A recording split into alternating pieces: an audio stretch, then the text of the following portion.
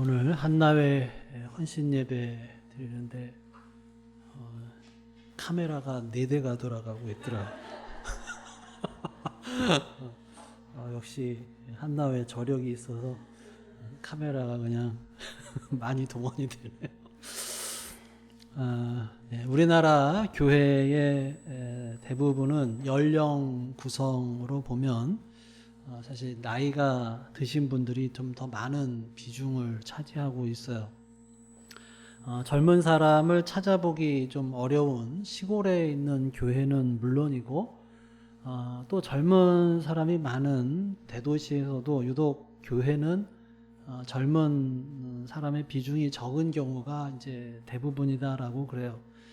우리 교회도 역시 이제 새로운 분은 별로 없고 또 이렇게 시간이 이렇게 지나다 보니까 그만큼 또 이제 연령층이 좀 높아지고 있죠. 물론 우리의 욕심은 좀 젊은 사람도 많아져서 평균 연령이 지금보다 좀 더 젊어지면 좋겠다 이런 생각을 합니다만 또 우리의 생각대로 되기가 쉽지 않다는 것도 부인할 수 없는 사실이죠. 그렇다고 해서 또 이렇게 평균 연령이 높아진 교회의 현실에 대해서 그냥 무작정 안타깝다라고 하는 생각만 하고 있을 수는 없죠. 더군다나 이제는 100세 시대라는 말이 어색하지 않을 정도로 또 사람들의 수명이 길어졌어요. 또 교회는 특별히 교회는 그리스도의 몸이라고 하는데 그래서 교회가 건강한 그리스도의 몸이 되기 위해서는 그리스도인 한 사람 한 사람이 건강해야 하죠. 여기에는 나이가 들었다고 해서 예외가 될 수 없습니다. 그럼 나이가 많고 적음에 불문하고 우리가 건강한 그리스도인이 되기 위해서는 어떻게 해야 할까? 유엔에서 전체 인구 가운데 65세 이상의 노인 인구의 비율이 7% 이상인 사회를 이제 고령화 사회다 이렇게 이야기를 해요. 65세 인구의 인구가 몇 프로요? 7%. 그래서 근데 이제 또 65세 이상인 노인의 비율이 그 고령화 사회의 2배가 돼서 이제 14%가 되면 이제 고령 사회라고 이야기를 합니다. 아까는 고령화 사회, 그 다음에 이제 14%가 되면 고령 사회. 그리고 이제 그게 이제 3배가 넘어서 20% 이상이 되면 이제 초고령 사회 이렇게 규정을 하고 있어요. 그래서 세계적으로 보면 많은 선진국이 이 65세 이상의 노인 인구가 전체 인구의 20%에 이르는 초고령 사회로 되어 가고 있고 그로 인해서 또 여러 가지 문제점들이 생겨나고 있어요. 우리나라도 인구 비율을 보면 이미 2000년에 고령화 사회로 진입을 했고 그리고 지난 2020년에 고령 사회가 됐다고 그래요. 그로부터 6년이 지나서 이제 2026년 내년이 되면 이제 초고령화 사회가 될 것이다라고 합니다. 특히 우리나라에서 이 고령화 사회에서 초고령화 사회로 넘어가는 기간이 2000년에서 2026년이니까 26년밖에 되질 않아서 다른 선진국과는 또 비교할 수 없을 정도로 빨라서 그것도 세계 1위라고 합니다. 자, 그러면 고령 사회가 되면 어떤 문제가 생길까요? 우선 실제로 사람이 나이가 들면은 생기는 문제를 한번 생각해 보면 어떻습니까? 우선 나이가 들면 너나 할 것 없이 모두가 신체적인 이제 노화 현상을 겪죠. 그래서 신체 기능이 이제 좀 떨어지게 됩니다.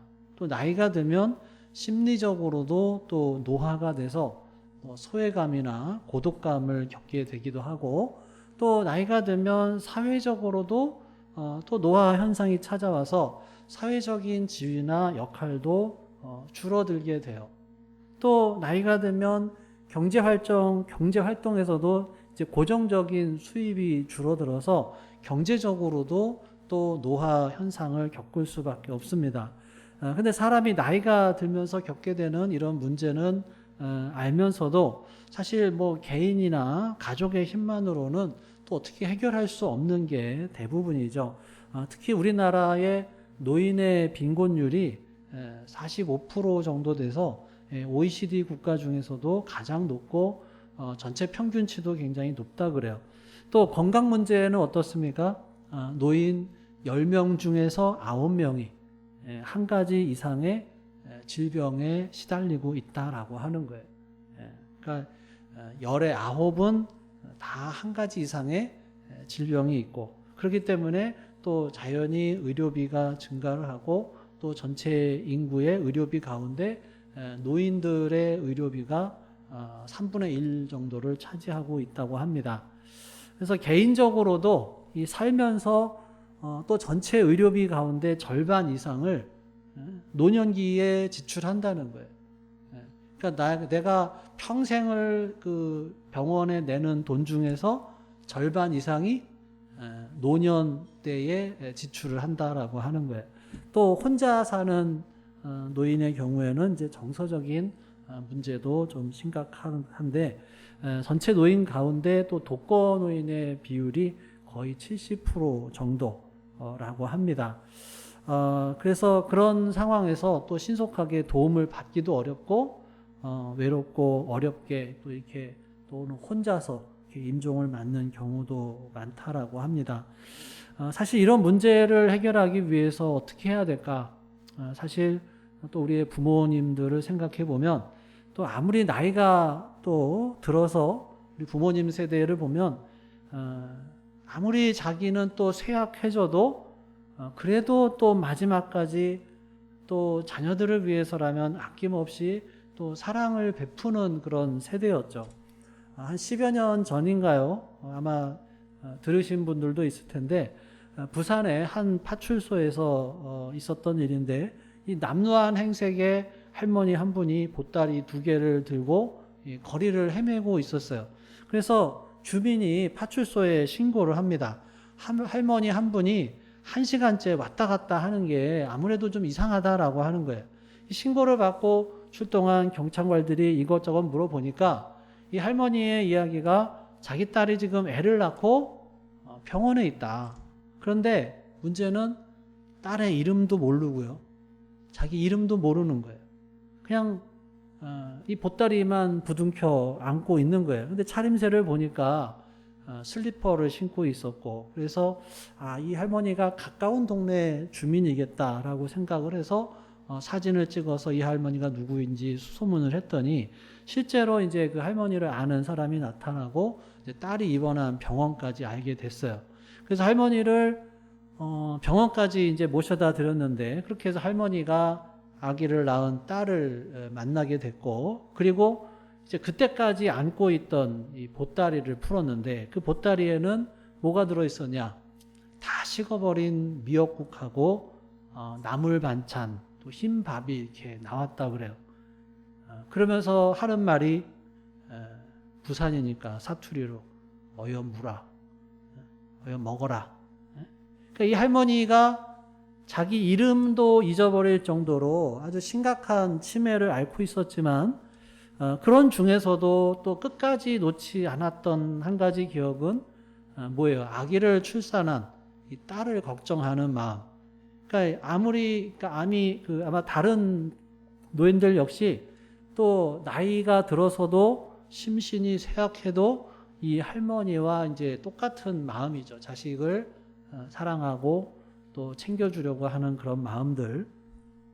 자, 그런데 어느새 그런 부모님들의 세대와 다르게 요즘 세대는 어떻습니까? 효나 경로 사상이 사실 많이 약화가 됐죠. 예전에는 어른이 한마디 하면 다 어땠어요? 다 수긍하고 순종하고 그랬는데, 요즘에는 2마디 하면 뭐라 그래요? 소위 뭐 꼰대라고 하면서 이제 좀 무시를 하죠. 그러니까 사실 이 노인 문제를 해결하기 위해서는 무엇보다도 또 약화된 효나 또 경로 사상을 회복하는 것이 필요하고, 또 지역마다 세워져 있는 또 또 경로당이나 뭐 노인정이나 또는 이제 좀 규모가 되는 그런 교회에서 또 뭐 경로대학이라든지 이런 것도 역시 또 노인 문제를 해결할 수 있는 길이 아닐까 합니다. 또 얼마나 효과가 있는지는 모르지만 또 노인 일자리 창출을 하기 위해서 뭐 이렇게 또 여러 가지 문제들을 이렇게 시도하고 있습니다. 자, 그래서 이렇게 뭐 어떤 사회가 이렇게 가다 보니까 그런 노인 문제를 해결하기 위해서 제도적으로도 뒷받침하고 주변에서 관심을 갖는 것도 필요하지만 또 나이가 들어가는 우리 각자의 준비도 어떻게 보면은 좀 중요하다라고 생각을 합니다. 이제 우리 한나회는 그래도 연세가 있으신 분들이잖아요. 그래서 우리 교회도 연령을 기준으로 보면 대략 한 뭐 6, 70명 정도 되는 추석 인원 가운데 65세 이상인 분들이 제가 이렇게 좀 따져보니까 한 20명 가까이 돼요. 그러니까 65세 이상이 20%면 뭐라 그랬어요? 초고령 사회. 그러니까 우리 교회도 어떻게 보면 진작에 초고령 교회가 되었다라고 하는 것입니다. 근데 우리 한나회 분들을 보면 보니까 오늘 다 65세 이상이시죠? 네? 오늘 나와서 이렇게 특송하신 분들. 근데 65세 이상인데도 보면 거의 대부분이 아주 건강하고 또 아름답게 이렇게 나이가 드셨어요. 그래서 무조건 또 65세라고 해서 고령이다, 초고령이다 하기는 어렵고, 그래서 우리가 아름답고 건강한 노년을 맞이하기 위해서 우리 한나회 어떻게 해야 될까? 우선 사람이 나이가 들면 의욕도 또 열정도 잃어버리기가 쉽습니다. 그래서 아름답고 건강한 노년을 위해서 이 의욕과 열정을 쉽게 잃어버리지 않는 것이 중요한데, 실제로 성경에 나오는 인물 중에서도 나이가 들어서 놀라운 일을 행한 사람이 많아요. 당장 모세는 몇 살에 부르심을 받았어요? 80살. 우리 어머니가 작년에 8순이셨죠? 8순에 하나님의 부르심을 받아서 히브리인들을 출애굽시켰고요. 그 다음에 갈렙은 85살에 아주 강한 대적을 물리치고 헤브론이라고 하는 땅을 정복을 했습니다. 또 어떤 통계에 따르면 역사적으로도 중요한 업적의 한 60% 정도가 60살이 넘은 사람들에 의해서 이루어졌다라고 해요. 이 괴테라고 하는 작가도 82세에 파우스트라고 하는 작품을 완성을 했고, 이 미켈란젤로가 성 베드로 성당의 천정을 완성한 것도 70살이고, 뭐 베르디나 뭐 하이든이나 헨젤 같은 음악가도 70이 넘은 나이에 불후의 명곡을 남겼다고 합니다. 렘브란트나 모네 같은 미술가 역시 나이가 들어서 걸작으로 손꼽히는 작품을 완성했다고 하는데, 그러니까 우리가 한 번씩 듣고 하는 말처럼 사람에게 중요한 것은 나이가 아니라 어떻게 사느냐라고 하는 거죠. 그러니까 아무리 나이가 들어도 의욕과 열정을 잃어버리지 않으면 역시 건강하고 아름다운 노년을 맞이할 수 있다라고 하는 거예요. 또 우리가 건강하고 아름다운 또 노년을 맞이하기 위해서는 인간관계도 중요하죠. 사람이 어떤 일을 하는 걸 보면 목표 지향적인 사람이 있고 관계 지향적인 사람이 있어요. 목표 지향적인 사람은 뭐예요? 자기가 목표한 게 있으면 그 목표를 이루기 위해서 계속 가는 거예요. 그런데 거기에서 관계 지향이 좀 떨어지면 어떻게 될까요? 주변의 사람이 좀 마음을 상하고 아프더라도 그거보다도 더 중요한 건 목표를 향해서 그냥 가는 거예요. 그러니까 결과는 어떻겠어요? 목표는 이루지만 주변에서 좀 마음이 상하는 사람들이 있을 수도 있다라고 하는 거예요. 자, 그 반면에 관계 지향적인 사람이 있어요. 이 사람은 어떤 사람이겠어요? 목표가 있지만 목표를 향해서 가다가 어떤 관계에 문제가 생기면 그 관계를 더 중요시하는 거예요. 그러니까 어떻게 되겠어요? 관계는 그래도 좀 괜찮아질 수 있는데 목표한 대로 안 될 수도 있겠죠.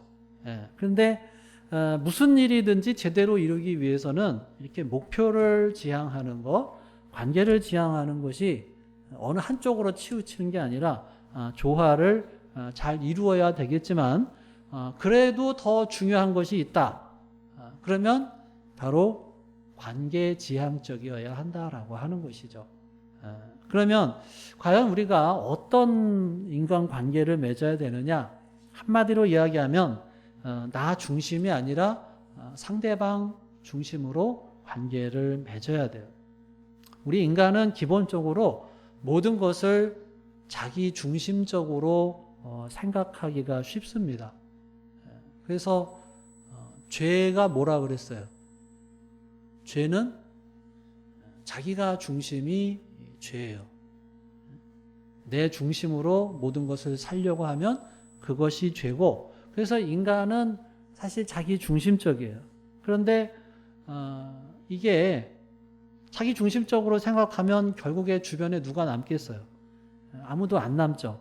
그러니까 우리 꼭 건강하고 아름다운 노년, 한나회뿐만 아니라 우리 모두가 건강하고 아름다우려면 나 중심이 아니라 다른 사람 중심의 인간관계를 맺는 것이 중요한데, 자 마지막으로 우리 그리스도인들이 또 우리 한나회 아름답고 건강한 그런 노년을 살기 위해서 또 하나님과의 관계도 소홀히 할 수가 없죠. 우리 성경 한 구절을 좀 찾아볼까요? 고린도 후서 4장, 우리 살펴봤던 에베소서 앞에 에베소서 앞에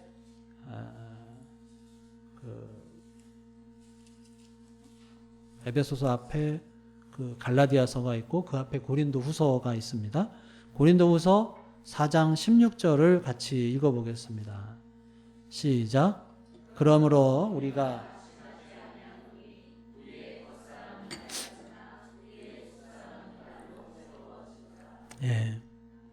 우리가 겉사람은 낡아지죠. 그런데 믿음의 눈으로 보면 우리가 아무리 나이가 들어도 우리의 속사람은 날로 새로워진다라고 하는 것입니다. 또 사도 바울이 내게 능력 주시는 자 안에서 내가 모든 것을 할 수 있다라고 할 때도 나이가 들었을 때예요. 그러니까 우리들 역시 하나님과 바르고 신실한 관계를 맺어서 이 아름답고 건강한 그런 노년을 보낼 수 있어야 할 것입니다. 물론 주변에 연세가 드신 분들이 또 이 아름답고 또 건강한 노후의 삶을 살 수 있도록 해드려야 할 것이고, 그렇게 해서 우리가 함께 그리스도의 몸된 교회를 건강하게 세울 수 있어야 하겠죠. 자, 그러기 위해서 오늘 본문 말씀에 부르심을 받은 사람으로 합당하게 살라고 말씀하고 있습니다. 1절에 보면 오늘 읽었던 4장 1절 같이 읽어볼까요? 시작. 그러므로 주 안에서 갇힌 내가 너희를 권하노니 너희가 부르심을 받은 일에 합당하게 행하여, 합당하게 살라고 하셨는데, 우리가 그리스도인이 된 것은 하나님이 우리를 부르셨기 때문이죠.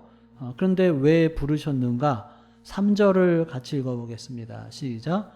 평안에 매는 줄로 성령이 하나 되게 하신 것을 힘써 지키라. 하나님은 우리를 하나 되게 하시고 그리스도의 몸을 이루게 하시려고 부르셨다라고 하는 것입니다. 그러니까 부르심을 받은 사람들은 교회의 머리가 되시는 한 분, 그리스도를 의지하고 또 나머지는 서로 연합을 해서 한 몸을 이루게 됩니다. 여기 있는 우리 모두가 또 특별히 이렇게 헌신 예배를 드리는 우리 한나회 여러분들 건강하고 아름다운 그런 삶을 통해서 우리 교회가 그래서 예수 그리스도의 비단에서 새로워지는 교회가 되고 또 건강한 그리스도의 몸으로 든든히 세워지는 그러한 우리 모두가 될 수 있기를 간절히 바랍니다. 기도하겠습니다.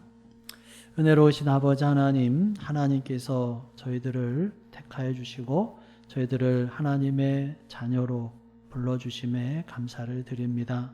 아버지 하나님, 참으로 저희들 하나님께서 그동안 함께해 주시고 지금까지 지켜주셨던 것처럼 또 저희들이 이제 나이가 들어서 저희들의 겉사람이 날로 낡아지는 또 그런 노년에 온 특별히 우리 한나회 하나님 기억하여 주시고 저들의 앞길을 또한 하나님 붙잡아 주셔서 인도하여 주셔서 정말 아름다운 그러한 노년을 보낼 수 있도록 주 하나님께서 인도하여 주시옵소서.